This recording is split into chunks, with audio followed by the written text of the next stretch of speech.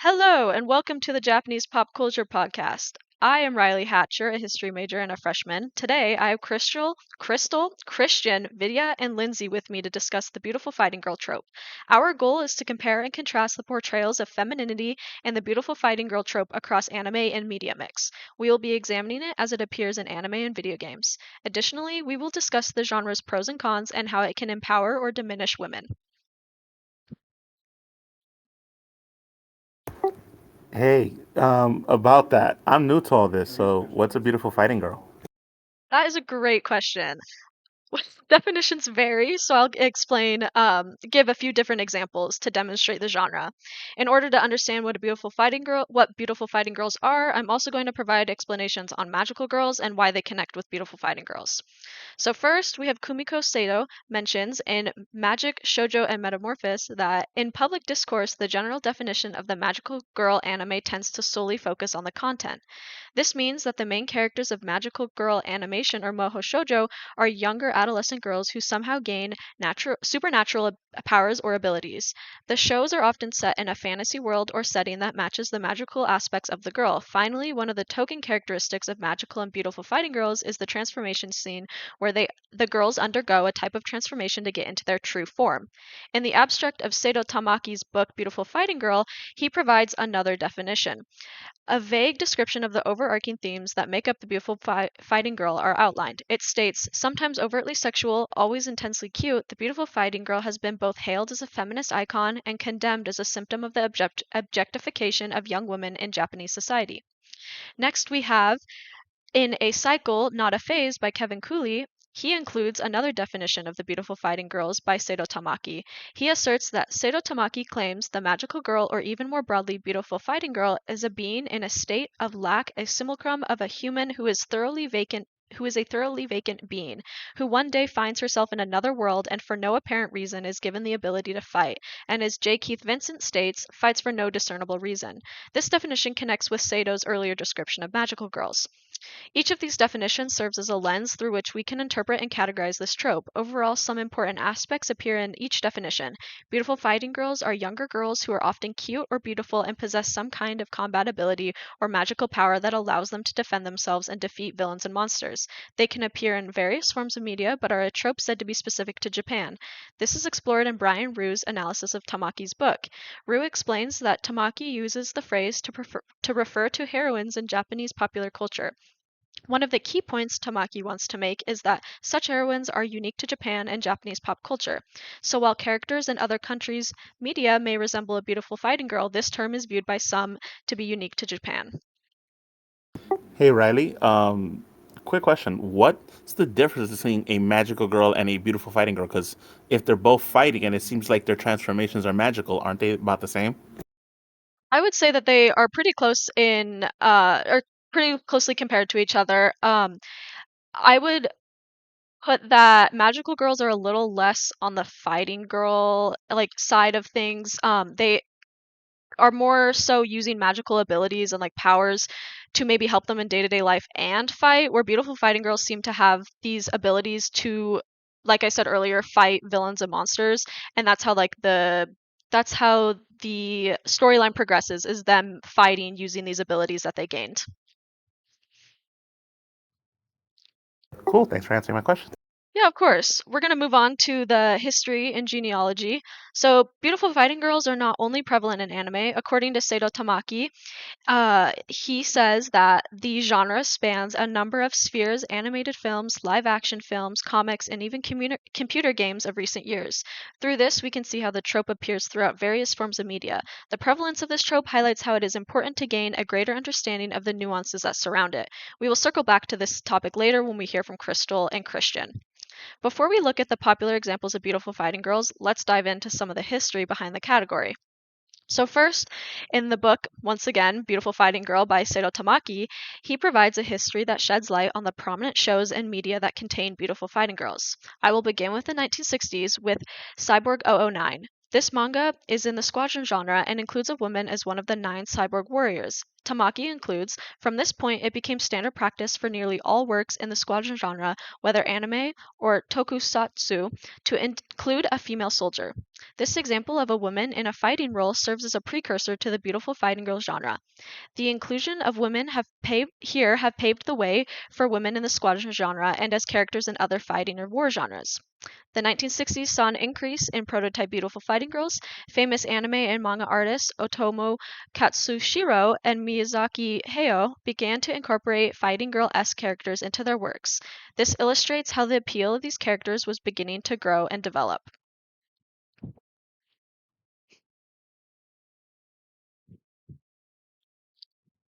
Continuing on, in the 1970s anime such as Cutie Honey and Keiko Kamen, we have examples of beautiful fighting girl protagonists. This was revolutionary and they served as examples for later works.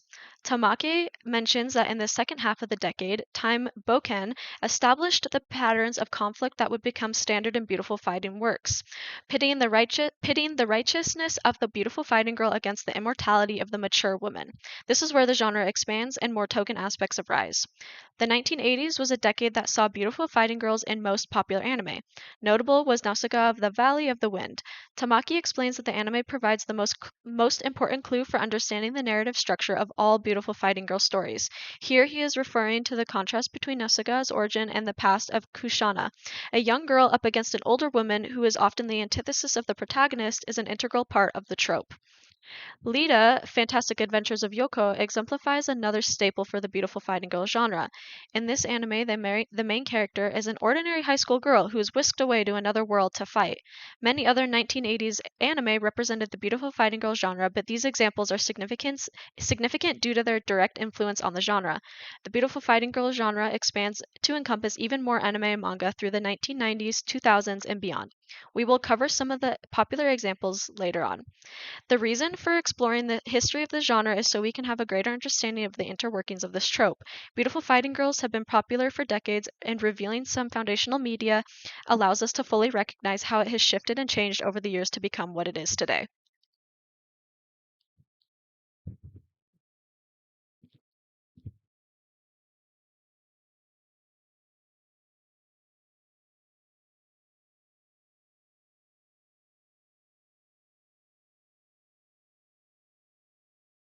Riley, have you seen a difference in any of the different eras? Like, is one era, do they have more fighting girls or less than another, if that makes sense? That makes sense. I would say that based off of my research, it appears that the 1980s definitely had a surge of protagonists that were beautiful fighting girls, and that's where the genre really kicked off and branched off into different aspects of anime, different genres within anime, and you saw it pop up a lot more in more of the popular works. In the 1970s and the 1960s, it didn't have as big of a hold on the industry as it does now, especially. Interesting. Thanks for sharing. Yeah, of course. Hey Riley, would you say that towards the 80s and 90s that it started seeing like more development of the tropes, or did you say it's gradual over time? It was definitely gradual over the time of when I was talking about the 1960s, 70s, and 80s, but I do believe some more changes were made, probably especially in the animation style and how like the transformation scenes developed as animation got better. But a lot of the aspects and characteristics of the genre were already founded before the 1990s. So I say the 1990s is where more of that those characteristics were perfected and incorporated in such a way that really makes these beautiful fighting girl anime specific and you can really pick out what they're trying to depict. Cool. Thanks for the answer.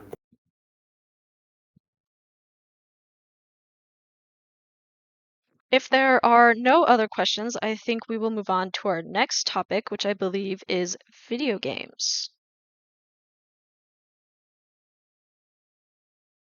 Hi, my name is Lindsay. I am a freshman and my major is creative writing. And as Riley just said, I will be talking about the beautiful fighting girl trope as seen in video games and giving you some examples of what beautiful fighting girls look like in various Japanese video games.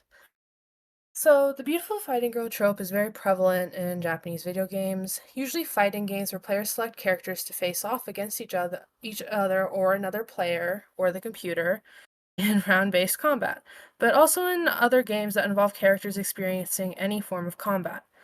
Many Japanese fighting girls exist across many games, but I limited my examples to 5 characters from 5 different games.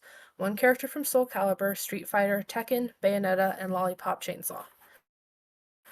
Quick disclaimer before diving into the characters: some of the background info of the characters were taken from their respective fandom wiki pages, and some of the characters chosen were selected because they also appeared as examples in one of the 3 studies that will be mentioned throughout this section. It should be noted that all 3 studies were conducted with a negative perspective. All 3 studies were comparisons between Japan and the US, and all 3 only featured Western reactions to these Japanese games. The first franchise I'd like to go over is Soul Calibur. Soul Calibur is a fighting game where characters are given weapons unique to them and their fighting style, and players have the option of customizing their characters down to details like the pitch of their voice.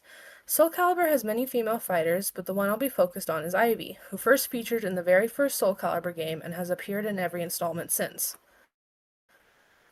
Ivy caught my attention because she was mentioned twice in one study, and both recounts of her character were very negative. But first, a little background. As mentioned before, Ivy has been in every Soul Calibur game since the very original. The Soul Calibur fandom wiki regards her as probably being the character with the largest fan following and practically being the face of the franchise with how recognizable she's become. The study she was mentioned in was written by Rachel Hutchinson and titled Gender Stereotypes in Japanese Fighting Games: Effects on Identification and Immersion. The basic premise was that a group of American undergraduates were tasked with playing games like Soul Calibur and Street Fighter, and afterwards give their thoughts on what stereotypes they saw being represented and whether or not that affected their experience with the game. When the topic of stereotyping was gender, Ivy was the only character to come up by name in the study, and it happened twice with 2 different male students. The first recount was, quote, one male student was discomfited by the excessive sex appeal of the characters in Soul Calibur 4, saying that Ivy is perhaps the most egregious example, unquote. The second mention was that, quote, it is noticeable that the female character Ivy in particular attracted many comments on the sexualization of her body, one male student calling her slutty and a sexual deviant, unquote. These comments fall in line with the biggest critique of the character that the character faces, that she is far too hypersexualized. All of her featured outfits are very revealing, and her personal weapon is a sword whip, giving her an overall dominatrix-like feel to her character. However, it should be noted that Ivy is also a very sophisticated character and personality with a nuanced worldview. Her thinking is described as being very realistic, yet seeking to gain power, specifically over herself, as in the story she is cursed and trying to gain autonomy of herself. The final point I'd like to add is that in terms of Soul Calibur as a game, Ivy is said to be one of the toughest characters to master, meaning for anybody to play her, one must be very skilled and dedicate a lot of time to learning her skill set. Hey, Lindsay, quick question. When they were doing that research on the paper, were they trying to do it from strictly like a gender role sense, or were they? It was almost like a compare contrast. Like, why are these Japanese fighting games like, sexualizing these women like this in these fighting games? That's something that you wouldn't see in the West. Did you see anything like that at all? So, for the study, it did not just focus on gender. They also focused on race, nationality, ethnicity, representation, and age representation. But one of the things that the students that were surveyed kept bringing up was gender. So gender ended up being a lot of the article, but there were other focuses. One of the other focuses I remember being mentioned was age. A lot of students noticed that whereas male characters in the games had a very broad range of ages, uh, almost all of the women in the games were very young, and their ages capped out about looking at about 30. Yeah, that does seem kind of restricted. Thanks for the info. Mhm. All right, continuing on. The next franchise I'd like to go over is Street Fighter, which is perhaps one of the most famous Japanese fighting games, at least globally. Another round-based fighting game, but much more focused on melee than weapons, the character I'd like to talk about for this franchise is Rainbow Micah, or R. Micah for short. She first debuted in Street Fighter Alpha 3 and has appeared in several other games in the series. Armika was not mentioned in any of the studies, but images of her were featured in Surkamp Sengun's Contours of Virtual Enfreakment and Fighting Game Characters, which focused on analyzing a variety of fighting game characters of different genders and ethnicities to try and identify any biases or stereotyping in fighting game character designs. Armika caught my attention because of her combination of design, personality, and backstory. To start with her design, which is, yet again, the biggest critique of her, she is typically seen wearing a leotard of sorts that seems inspired by lingerie, with cutouts for her breasts and butt. She has blonde, long pigtails and blue eyes with lots of heart designs that give her a cute look. But besides that, she is very muscular, especially in the latest games, and is bulkier than most other female characters and some male characters. Her personality is a bit cheeky, with some of her moves showing off her butt, showing her slap her own butt, and one move being a butt slam onto the enemy. Her story is that she's a pro female wrestler in a women's league aspiring to be the very best participant. Her overall role in the world as a strong female figure with a bulkier frame can be a good thing, but the decisions of her outfit and an excessive focus on her butt may present something more potentially sexist or demeaning.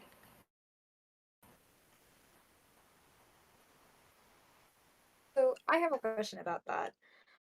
It seems that our Micah seems to be a character where you see a little bit of femininity, but also masculinity in their actual body frame.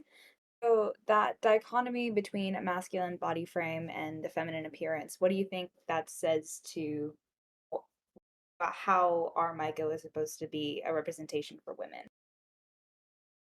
Well, I think Armika is still a representation of women because she is a female wrestler in a female wrestling league, which is a good like idol for girls because it is a woman in a position of strength who can go toe to toe with other men.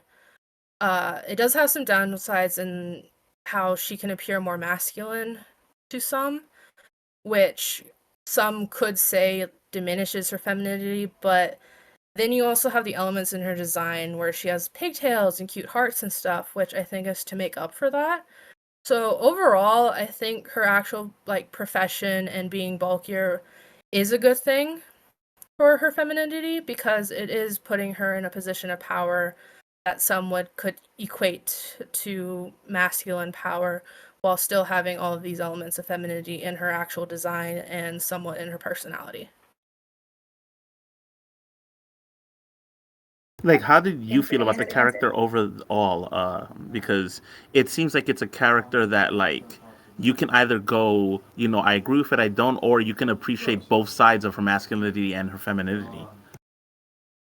So, me personally, I do not like the design, but that's just because from like an artist perspective, I think the design is a little off. It feels like it has a lot going on and the cutouts especially for like her bottom are very unnecessary and it's very confusing to look at for me at least.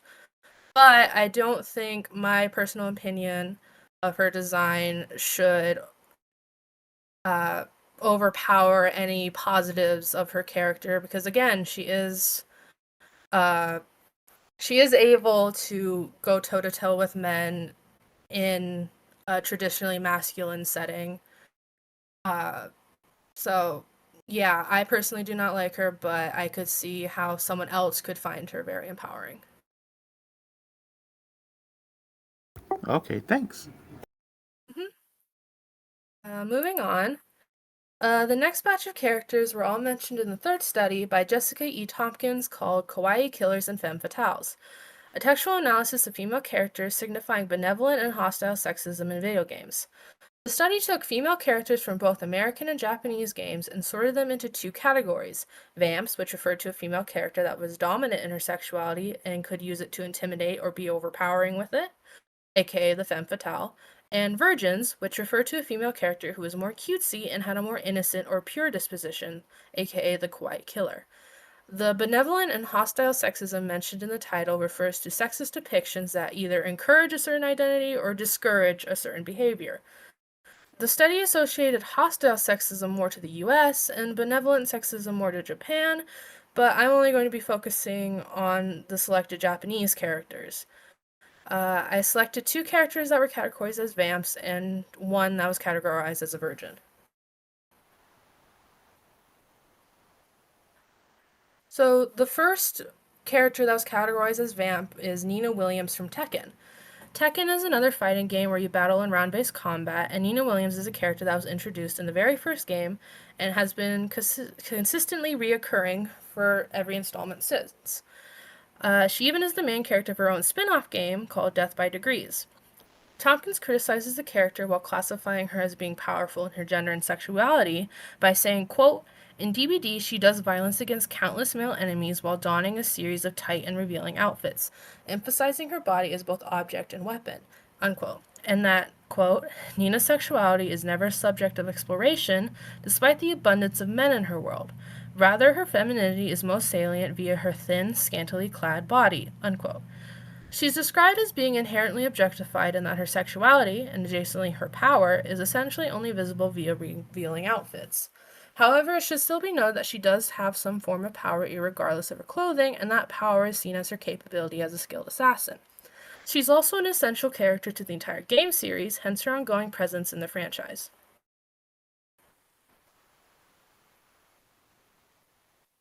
Hey, quick question, Lizzie. Because that one's a little bit of an obscure character. Like, what did you know about Nina going into it? So I did not know Nina existed beforehand because I knew very little about Tekken. I learned about Nina from the study that I found. Uh, but I did research her on my own time and found that I disagreed with a lot of Tompkins's descriptions of her, because Tompkins focused very heavily on her being this cold demeanor and that being inherently sexist because it could be this hostile sexism she speaks of, where she's meant to discourage being a cold, unloving woman. But I found the character to actually be very empowering because you usually don't see women being as independent as Nina Williams or not as connected to motherly feelings as you do her. Yeah, I'd say I agree with you on that. Just because I think of a lot of the examples you've named so far, and at least what I know from my experience with fighting games, and I wouldn't think of her as this like egregious sexist symbol either. Like it almost seems like he was reaching a bit. It was written by a woman, and I can see why she thought that might be something bad, but again, it was almost refreshing to learn that there was a character in a fighting game that was not inherently motherly or that kind of feminine.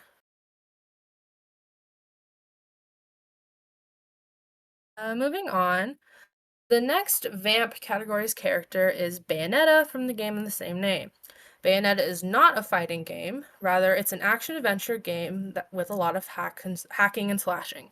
You play as the main character, Bayonetta, who is a witch who uses a mix of magic, melee, and guns. Tompkins' description of Bayonetta is as follows, quote, "The eponymous witch of Bayonetta fiercely battles foes with body movements reminiscent of a provocative striptease. Her physique is often salient during cinematics that employ close-up shots of her buttocks, crotch, and breasts. Her appearance conveys a decisive femininity from the small details to the notably voluptuous lines of her body." Unquote. What Tompkins is referring to when mentioning Bayonetta's body movements is that when doing major spells, Bayonetta does move quite flexibly and into suggestive positions while making noises reminiscent of moans. It's certainly an odd decision to have her magic entangled with her sexualness, but it should still be noted that Bayonetta is one of the strongest beings in her universe.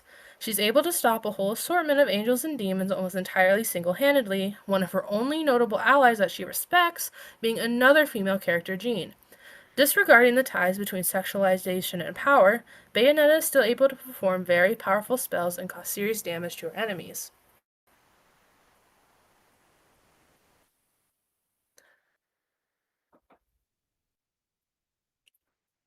Moving on, the one virgin character is Juliet Starling from the game Lollipop Chainsaw. Lollipop Chainsaw is another hack and slash action adventure where you play the protagonist Juliet Starling, a teenage zombie killer wielding a pink chainsaw as her chosen weapon. Tompkins writes, Quote, in the game's introductory scene, she gushes about her boyfriend and is consumed by his reciprocal affection as she makes sexually suggestive remarks and rolls around in bed. Despite the confidence and command Juliet exudes, her depiction remains one that relies heavily on her as a sexual object. Her buttocks and breasts become the focus of nearly every cinematic sequence in which she interacts with her sensei. Unquote. The reason Tompkins considers Juliet as a virgin character is because her sexualization is not her power and it doesn't dominate. She is cute and flirty, her sexualization being more palatable than obstructive. Despite this, Juliet is also a very good example of an independent female character. Her boyfriend, who for the majority of the game is a severed head kept on her belt, constantly expresses his want for her to avoid danger and frequently tries to dissuade her from performing her role as a zombie slayer. Juliet ignores him and consistently proves that he has no right to doubt her capabilities, all while constantly maintaining her bubbly, cute, overtly feminine personality.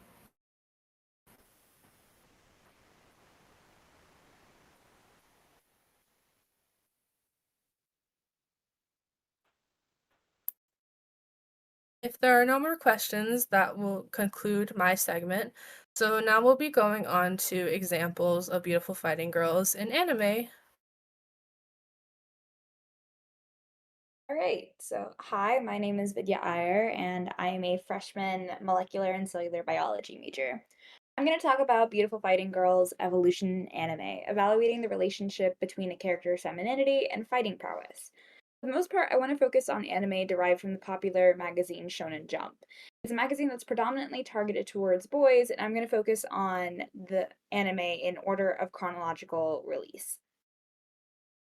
All right, out with is One Piece, which was the first manga issue. Wait, not the first manga issue. The first anime episode came out in 1999. I'm going to be focusing on the character of Nami. At the beginning of the anime, Nami was the only female character on the main pirate crew, characterized as a thief, or more accurately, a conniving femme fatale, except in non-traditional clothing. Nami was part of the boyish fantasy that author Eiichiro Oda wanted to sell, one of pirates fighting and adventure and hot women. While the cast eventually came to be populated with more women, there is a trend seen in the character designs where they had bigger breasts and smaller waists beyond just stylization. Oda himself acknowledges this in an author's note in chapter 786, where he describes how to draw some of his female characters. He says, quote, I would suggest that you think of a woman's proportions as three circles, one X, end quote, and, quote, I only draw this kind of body, so I get a lot of complaint postcards from my female audience. Let's all stay strong and keep on living life, end quote.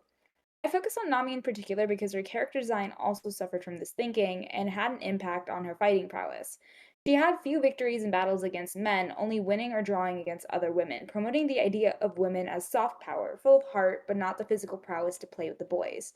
Her heavy sexualization and femininity seemed to preclude her from the fighting part of the beautiful fighting girl.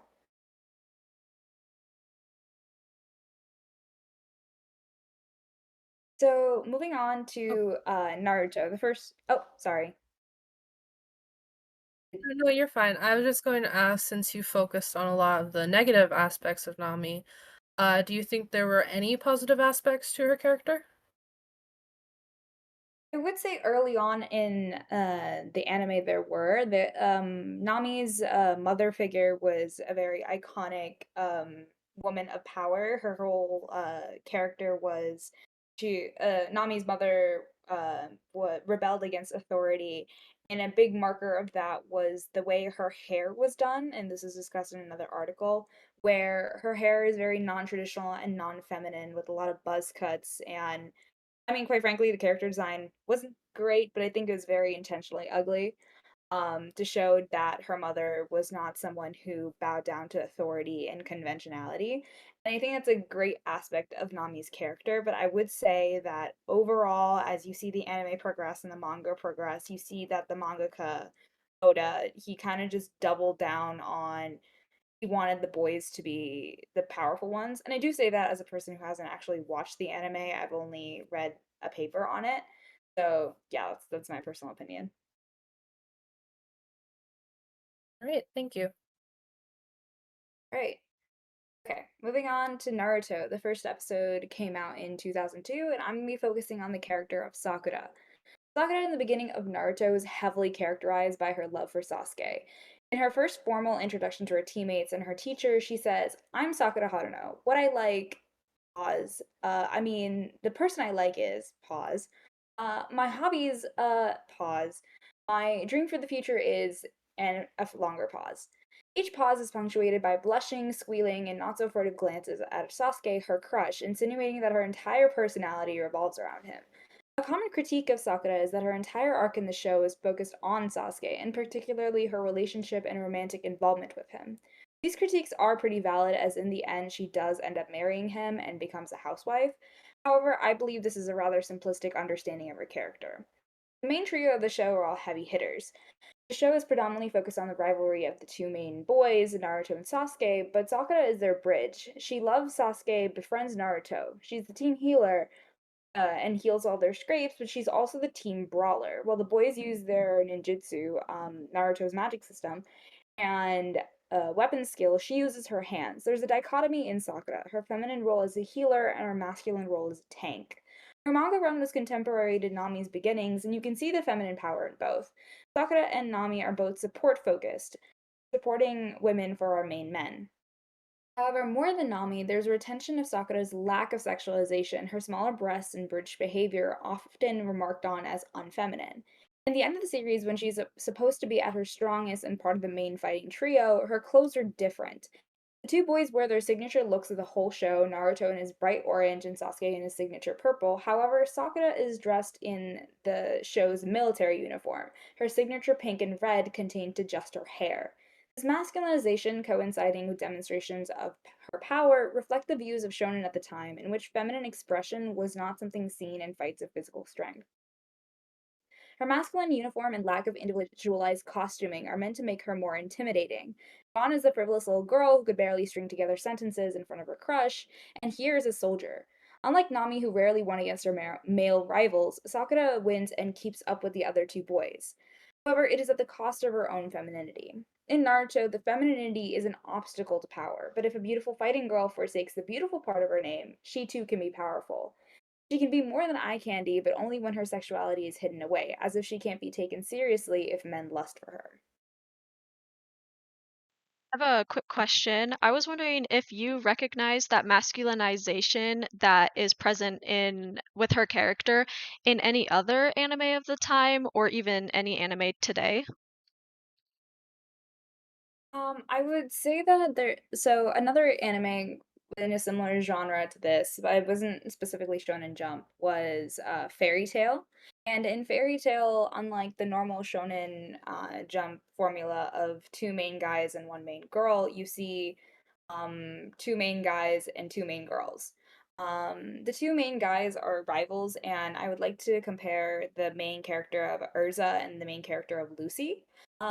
Lucy is very hyper feminine, and so is Urza. They both like dressing up, and Urza could probably be categorized as magical girl because her power set is all about changing into different armors. And between Lucy and Urza, for majority of the show, Lucy is seen as the weaker one, and this also coincides with her being more traditionally feminine as a support role and a magic caster than Urza's tank and frontline fighter role. And it's not exactly like Naruto in that Lucy has to forsake her femininity in the end, but you do see how both of in Fairy Tail their femininity is a part of their magic, and the more feminine that magic is, it seems the more support role they play.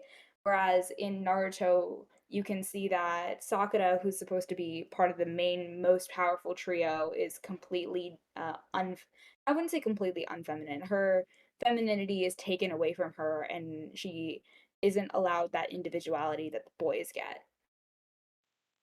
Pretty interesting. Thank you. Mhm. Right, so moving on to Full Metal Alchemist Brotherhood of 2009. Unlike the two anime discussed before, Full Metal Alchemist's source material is written by a woman, but still followed many of the genre rules of quote unquote shonen. The anime has a noticeable lack of traditional fan service scenes inserted into episodes that generally feature hypersexualization of female characters for the gratification of a male audience. This increased level of sexualization this decreased level of sexualization is seen in the way female characters are portrayed. The two main female characters are Winry Rockbell, childhood best friend of the main Elric brothers, and Riza Hawkeye, a longtime friend of Roy Mustang, mentor to the brothers. Both Winry and Hawkeye play a support role to their respective male friends as a mechanic and assistant, but this isn't a function of their girlhood. The plot focuses on the brothers' quest to bring their bodies back and Mustang's rise to power, each woman pledging to help their respective man's causes. In their support roles, their femininity isn't emphasized so much as their competence in their respective skills. However, it must also be noted that in the end of the anime, Winry and Riza are held hostages by the villains to ensure the brothers and Mustang's compliance. This is framed as being because of the extreme care the men hold for the women, but it cannot be denied that it plays to tired tropes of the trapped princesses in need of rescuing. In a piece of media otherwise devoid of gender binary differentiated roles, the choice is a step back from the established autonomy of women in the show.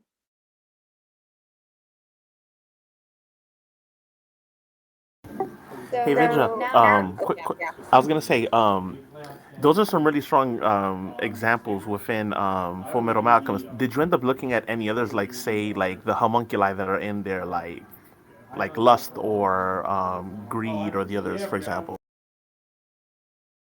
yeah, so the interesting about thing about the homunculi is you see that most of the homunculi are traditionally male presenting, and except for I guess in the case of Envy, who tends to present more non-binary, the only fully female presenting homunculus seems to be Lust, which is very interesting in and of itself because more than Riza and Winry, who are supposed to be very tomboyish, Lust is very into her femininity, as I mean, she is named after the sin of lust. She is meant to be very sexy, and that's meant to be her appeal and how she traps men and then kills them.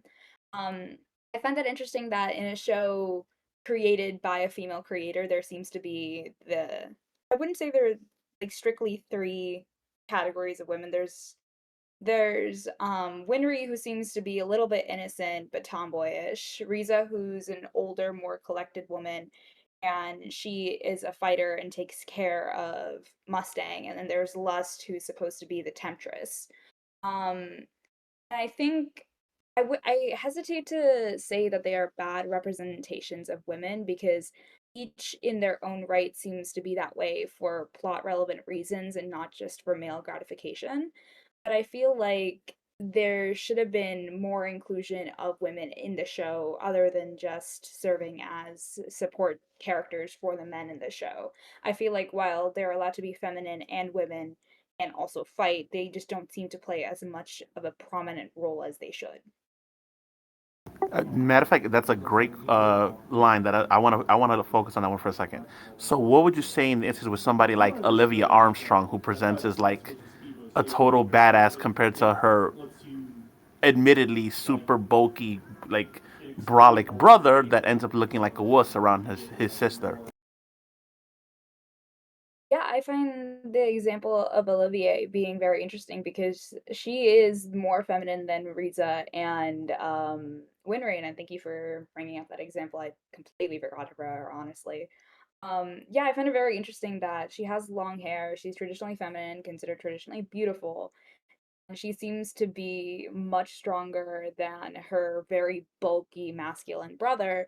And I feel like that's a very interesting case of femininity triumphing over masculinity in terms of fighting prowess. And I would just say that Olivier does show up very late in the show, and it seems that after all like other examples of strong women who work from background, it's very refreshing to see her frontline fighterness, but also I feel like it's a little bit too late. That's a really great example. Thanks. Mhm. Right. Moving on to the next one, Sword Art Online 2012. I'm gonna be focusing on the main character of Asuna. Sword Art Online provides the other side of the coin for Fullmetal Alchemist.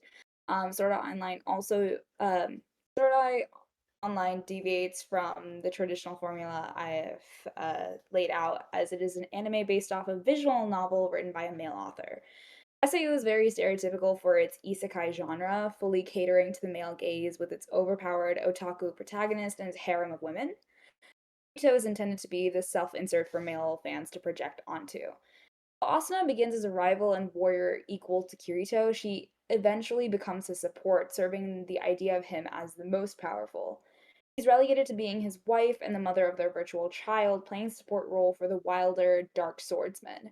In the second season, the Alfheim Online arc, Asuna is a princess trapped in a tower, the impetus for Kirito to begin the game again and return to his virtual reality. Her hyperfemininity is what initially marks her as a viable harem candidate, and despite her fighter status, her fighter power is inhibited in actual fights so that Kirito isn't outshined. By the time she's fully in a relationship with Kirito, the fighting takes a backseat to other more feminine qualities, like being a wife, a mother, and a damsel. Unlike Fullmetal Alchemist women who are shelved for plot relevant reasons, Asuna's suppression serves to highlight Kirito's awesomeness. Her fighting power is only given lip service. The problem of Asuna and the rest of SAO's women being highly objectified is an issue acknowledged by the original creator, Reki Kawahara. In December 2018, he says in an interview that at first I didn't have that kind of awareness at all, and without realizing it, I kept adding more and more heroines.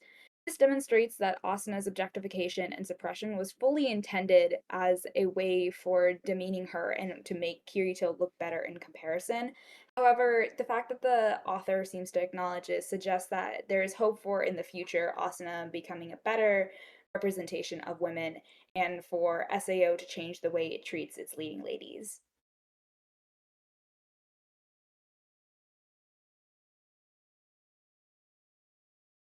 All right, so moving on to the final anime, and my most recent example.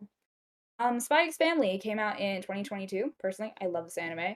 And I'm gonna be focusing on the character of Yor Forger.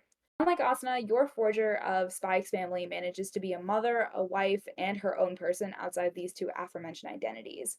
Spy X Family focuses on the struggles of the three-person family unit of Yor Forger, an assassin disguised as a city worker, Lloyd Forger, a spy disguised as a psychiatrist, and their daughter Anya, a psychic. Yor and Lloyd are both ignorant of the other's identity, but Anya is fully aware. The show follows this ragtag family as they navigate life and ultimately help Lloyd complete his spy mission. As a family, the Forgers don't seem to subscribe to set gender roles. Yor is notoriously a bad cook but a great cleaner, explained by her occupation's need for tidy disposal. Lloyd compensates as a great chef and all around perfect in most things, but his workaholic tendencies keep him from the house often, leaving him tired. The pair work together to cover their weaknesses and highlight their strengths. Outside of their domestic identities, both Yor and Lloyd are fighters. Unlike many of the women on this list with their romantic partners, Yor isn't a support fighter for Lloyd. In season 1, episode 5, a drunk Yor ends up physically fighting Lloyd. She collapses from her inebriation before she can fully overpower him, but there's this implication that she would have been just as strong or stronger than him. Adding to that, the two secret identities are on enemy sides, precluding any future fighting partnerships. The separation of Yor as a wife and mother from Yor as the Thorn Princess allows for a multifaceted depiction of femininity. She has Sakura's brute strength, but she's allowed to fight in her heels and her dress.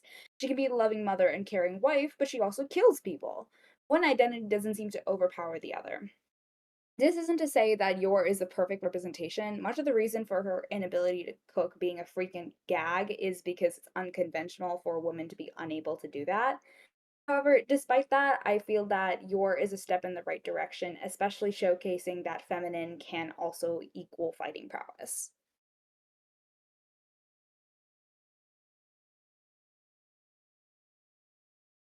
So overall, looking through all these examples, the ideal female representation in anime seems to be one that strikes a balance between femininity and fighting prowess. That isn't to say that masculine presenting women should not be in it, or that feminine presenting men should also not be in it. I'm saying that it should not matter how feminine a character is in regards to their fighting power. Feminine can be strong. And a beautiful fighting girl is someone who can be feminine and also a strong warrior.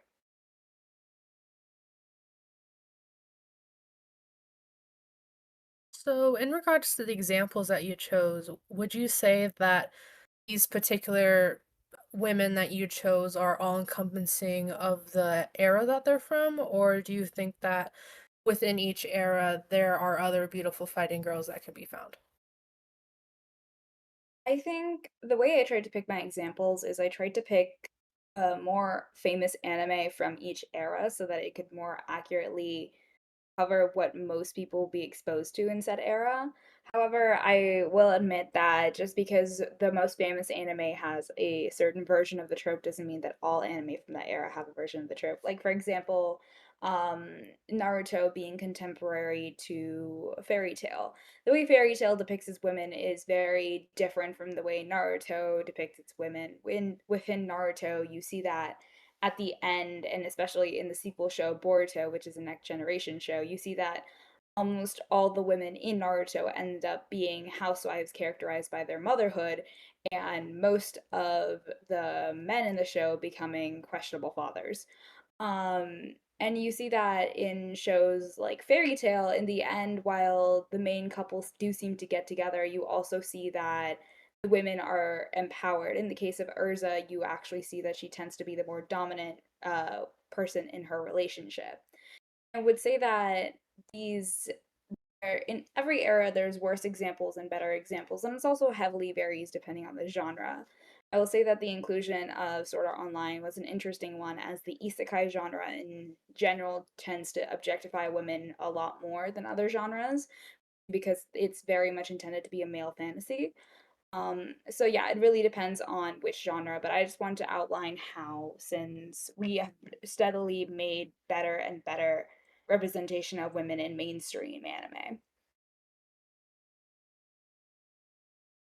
All right, thank you.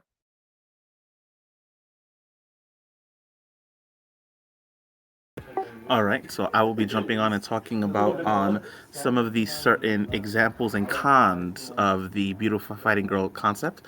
My name is Christian Martinez, and I am a junior at the University of Arizona, and I am in astronomy and Japanese major.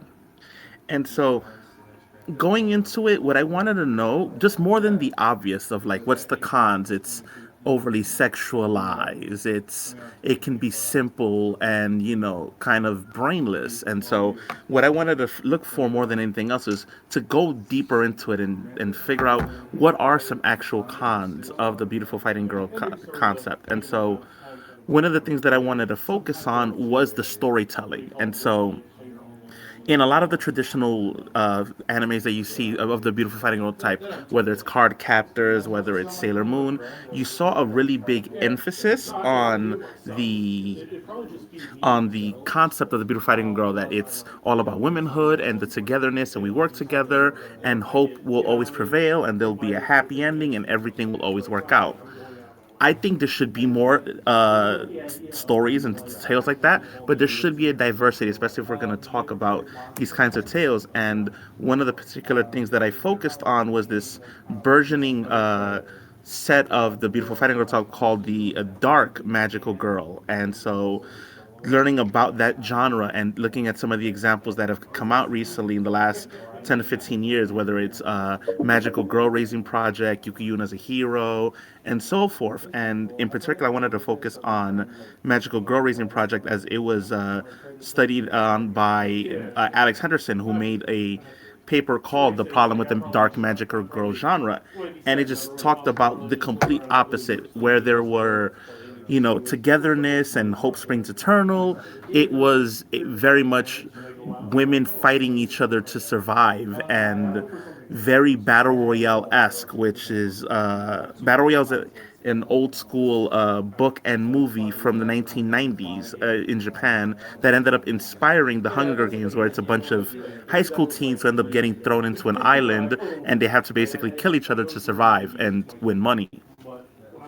And so they talked about this in, especially in Magical Girl Project, where it really just was very bleak and dark. And while it was refreshing to see something that was aimed at women being so dark, it reminded me a lot of some of the critiques that I've had writers talk about in the late 2000s and early 2010s, where it was everything was being dark for the sake of being dark, whether it was Christopher Nolan with the Batman series, whether it was Sin City, and the emphasis on the glorification of characters like Deadpool, or Punisher, who were these anti-heroes who didn't follow the rules and were dark for the sake of being dark. And to see that played out in a girl's anime was very refreshing. But what they talked about is, does this actually kill the message? Like, is this something that we should want to talk about in these animes that focus on women, for it to be so dark like that?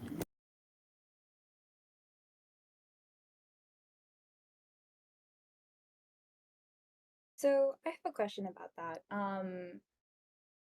So so I don't know if you watched the anime Madoka Magica, but it seems to be a subversion of the traditional beautiful fighting girl, like magical girl genre.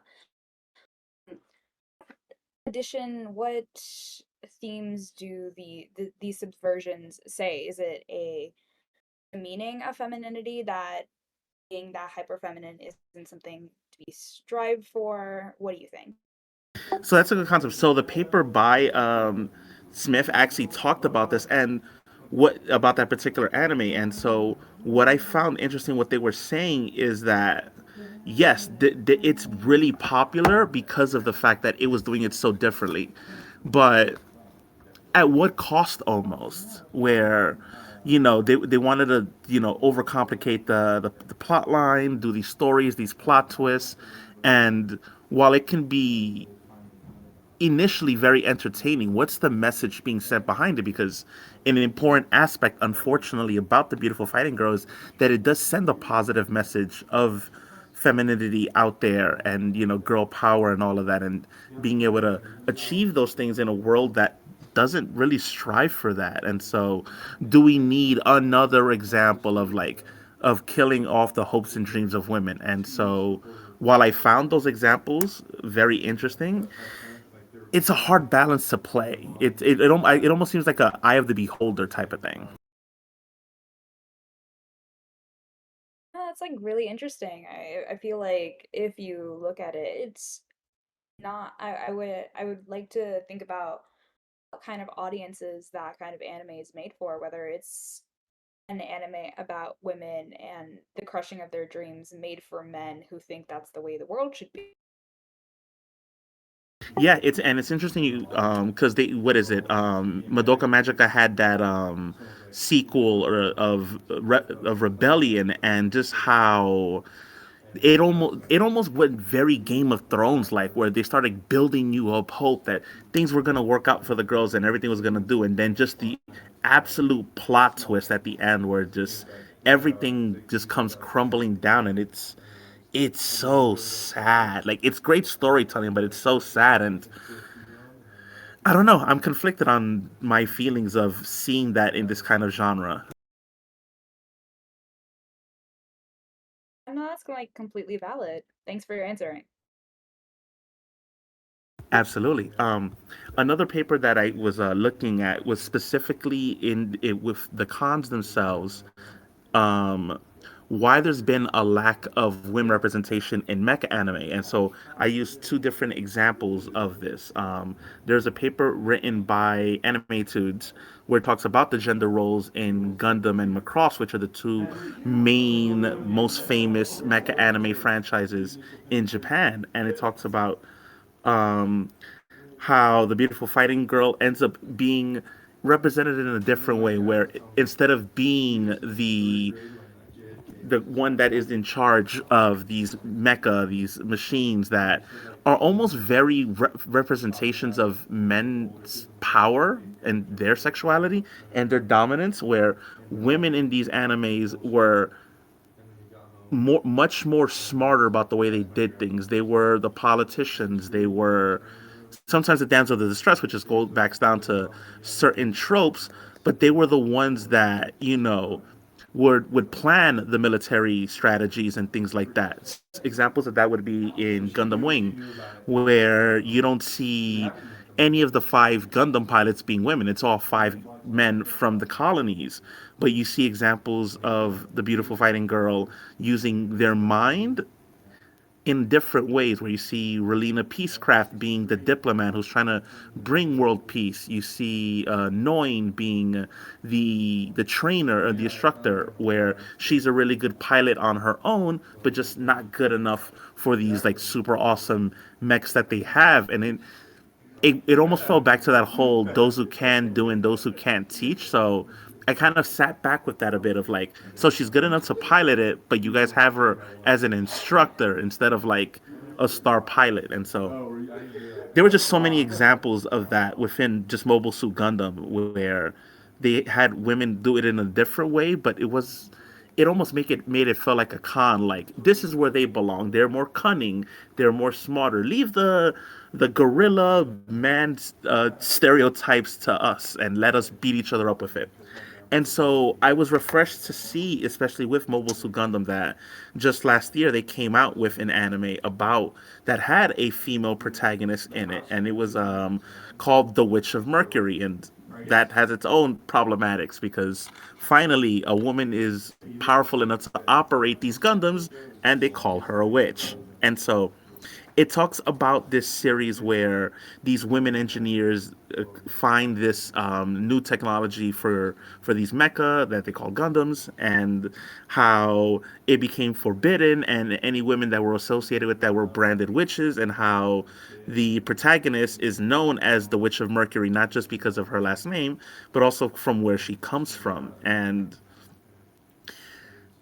I found that aspect refreshing that they finally had whipper representation, but just the con of she doesn't look the traditional aspect of the beautiful fighting girl. She looks almost like an anti-hero. Like she looks like if you put her in any other anime, you'd think of her as like the antagonist, but yet here she is as the protagonist and anti-hero for this series. And I don't know, it was very refreshing to both see that, but also at the same time gave me a lot to think about the way they executed the first female lead for a mecha anime.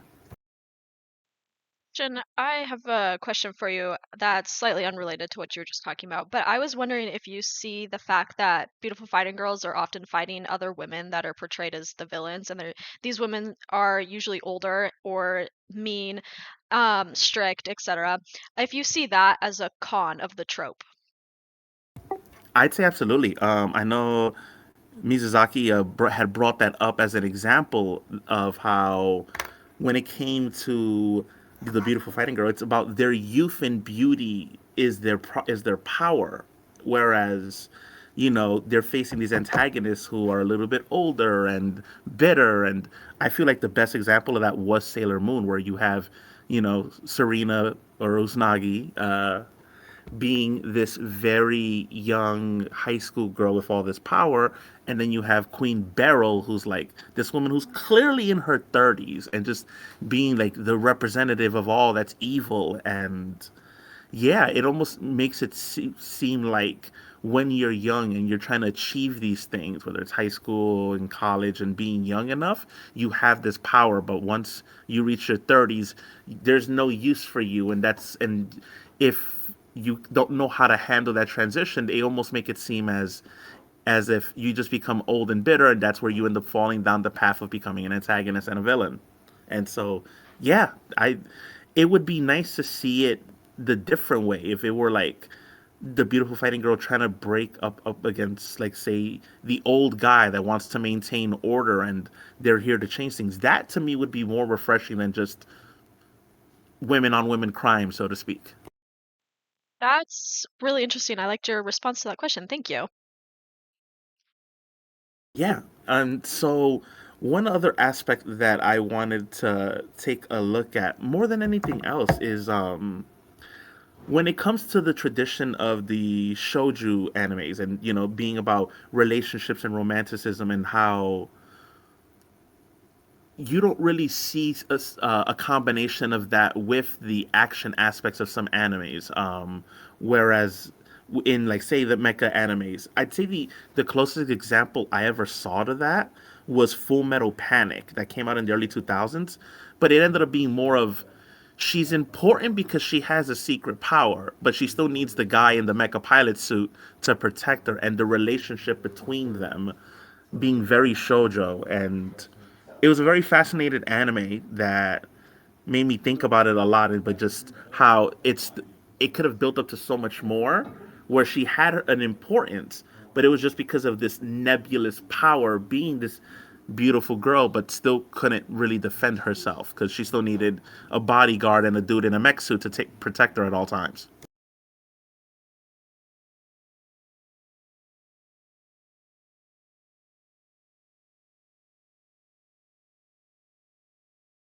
I'll open it up to you guys if you have any other questions about that.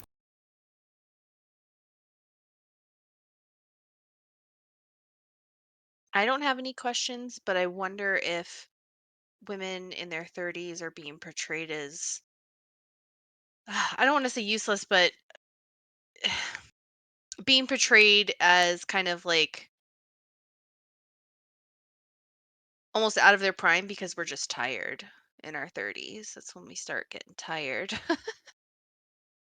I mean, it's a valid question.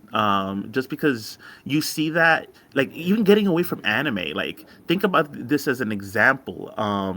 In a lot of in Asia, a lot of these airline companies literally have a mandatory retirement age for women flight attendants, and so once they reach 30 to 35, they'll make them retire because, quote unquote, they've used up their beauty, and along with being a flight attendant, being beautiful is an aspect of it. And so yeah, it's kind of sucky that like that ends up happening because you don't really see that happen here in the US. And so it's a very food for thought, not in the comparison aspect, but just how they really accentuate that aspect of while you're young you're powerful as a woman, and when you get older, not so much.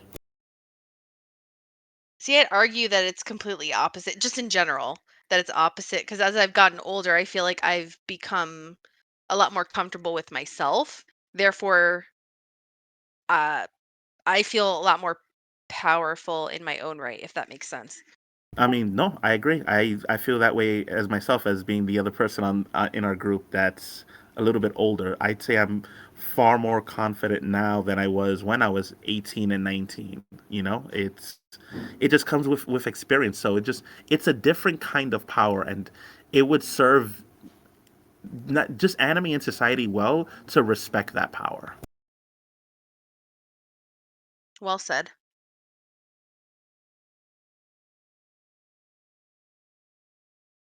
So And do with we I was gonna, sorry, go I ahead. was gonna say, and after all that negativity, I think Crystal has some positive things to say about the trope, so we can end this on a positive note. Yes, I do have some positives. um, my name is Crystal. I I don't have a major. I'm just kind of taking some classes for some fun. So I'm going to go over some of the pros of the beautiful fighting girl. And the first beautiful fighting girl that I would like to take a look at is Sailor Moon. I feel that Sailor Moon is an important work in the history of the beautiful fighting girl archetype, and it stands as a testament to the transformative power of anime and challenging societal norms. Usage is a leader who inspires her friends and fellow scouts to fight for justice. She values friendships and emphasizes the importance of teamwork. She also embodies compassion and empathy and is unafraid to display her emotions when she's upset or overwhelmed. She challenges gender norms by depicting girls as strong, brave, and capable of saving the world. Strong female characters provide positive role models for young girls, so by challenging stereotypes and portraying girls as young and capable, Sailor Moon contributes to breaking the societal norms that girls and women are inferior and weak.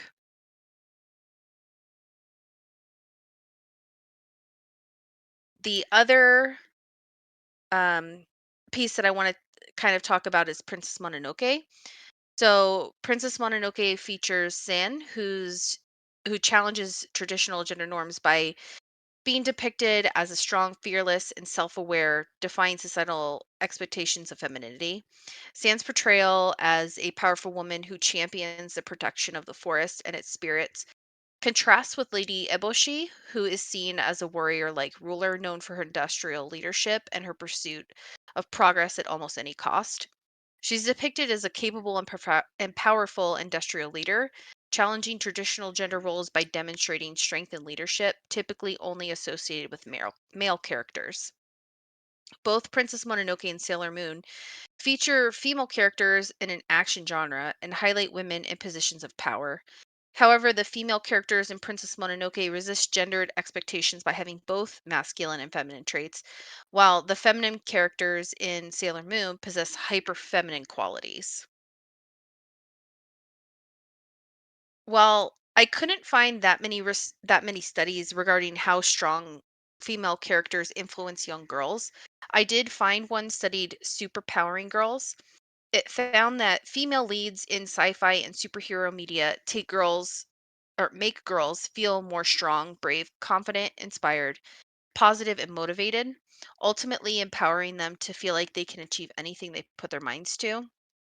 The study also revealed that female superheroes played a more impactful role in inspiring female confidence than male superheroes do for boys, with a higher percentage of girls feeling empowered by female heroes, especially girls of color. Furthermore, the portrayal of strong female characters in children's books has been shown to empower girls by providing them with positive role models and conveying that girls have talents and capabilities just as much as boys. Research also indicates that role models have an amplified benefit for women, inspiring them to be more ambitious and aim higher. And Beyonce said it best, to run the world, girls.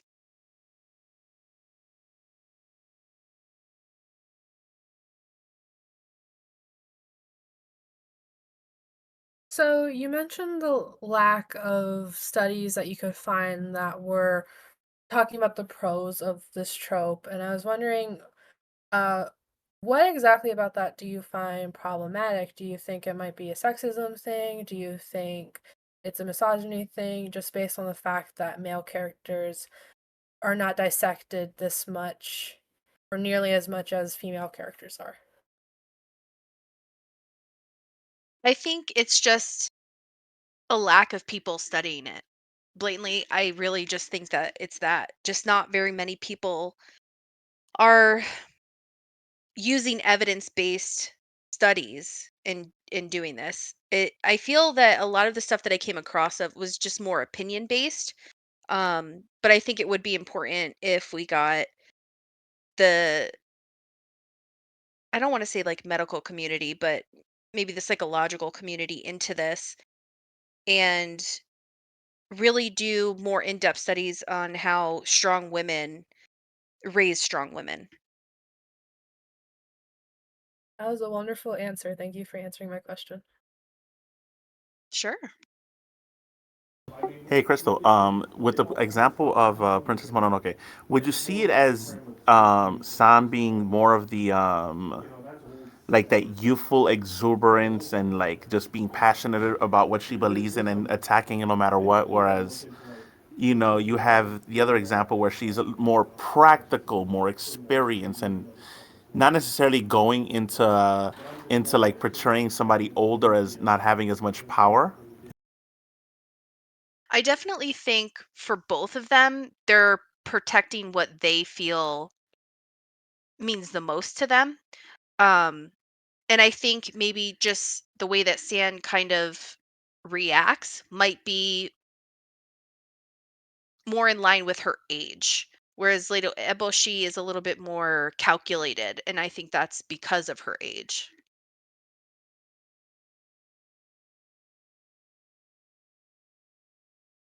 Perfect. Thanks for that. Sure. Does anybody else have any questions? I think off of Lindsay's question, I was wondering the example of Sailor Moon and Princess no Mononoke. It seems to be that these positive representations tend to be in family media or media targeted towards girls. What does it say that it seems that worse representation seems to be in media that the creators don't think women will see? That's a really good question. I'm not 100% sure I have an answer to that.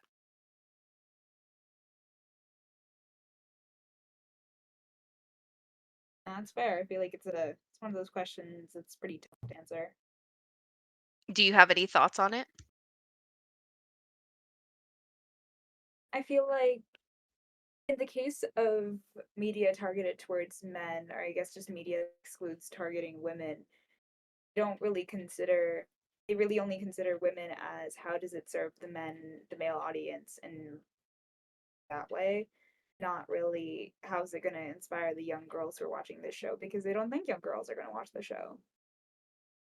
I think that's a really good point. That more of the media is geared towards what they think people are watching, and they assume more men or boys are watching than girls.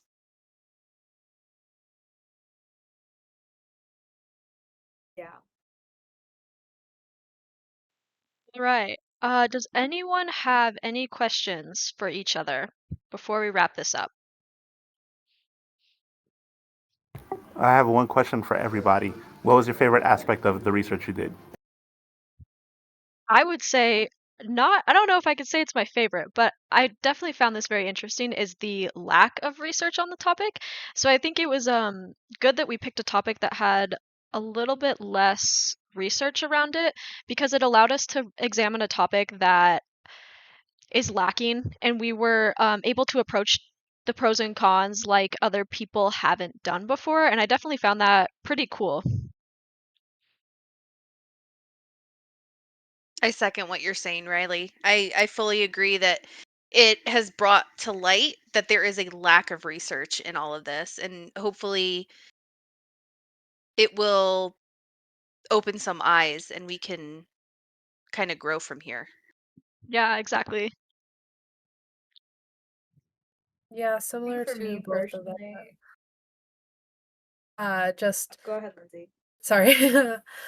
Just seeing what people had to say about these characters that I grew up with, or learning about characters that I had never heard of before, and wondering are they good representation was actually a lot of fun. And like learning that I disagreed with some of what people claimed were the negative representation was also really cool to see. And I feel like after doing this, I have a much better understanding of women's representation, at least in Japanese media.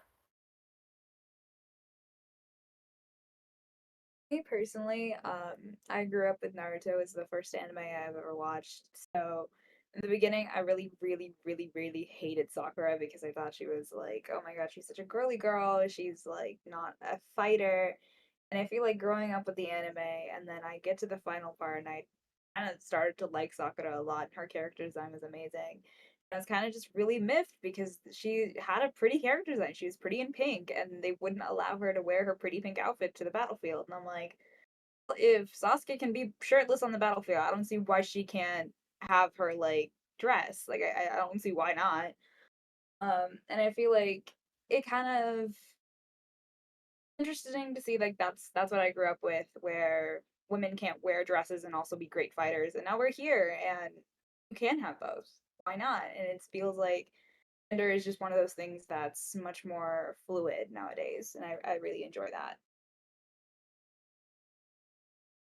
I'd say for me, as the lone guy here, I'd say it was more than anything else just trying to understand, more about the topic, trying to immerse myself in the topic, and just trying not to like just bash it from the traditional aspect of, oh no, it's the beautiful fighting girl. The beautiful fighting girl just likes to, they like to draw them a certain way. It's all about this and that. It's either cute and cuddly, and there's no substance to it, and just seeing how much more deeper it is. And yeah, this absolutely warrants more research. And it made me think back to as a kid where even as an 8, 9 year old, I liked Sailor Moon. I wasn't turned off by it at all. I didn't think I was too much of a dude to like be able to like something like that. And being able to relate it to the topic, it just shows that I'm sure there are other people like me that just need to be made more aware of these things and learn more about it. Those were some great points, Christian. I think with that, we are all done. So this concludes our episode for the Japanese Pop Culture Podcast.